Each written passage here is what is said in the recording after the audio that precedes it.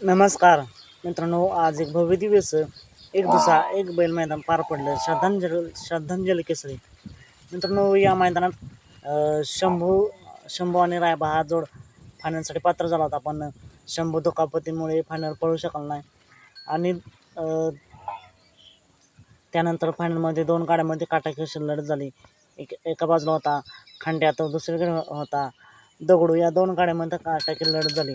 नक्की कोण झालं एक नंबरचा मानकरी? तर मित्रांनो, एक नंबरचा मानकर झाला आहे खंड्या, आणि त्याला साथ दिली धर्माने. नक्कीच मित्रांनो, या दोन गाड्यांमध्ये काटाकीची लढत झाली एक नंबरसाठी, आणि तो निकाल शेवटी निकाल घेतला आहे खंड्याने. त्याच्या जोडदाराचं खूप खूप अभिनंदन, आणि फायनलमध्ये राहिलेले सर्वच त्यांना खूप साऱ्या शुभेच्छा. चला मग भेटू पुन्हा एकदा करून अपडेट्स भन्नाट अशा नवीन व्हिडिओमध्ये.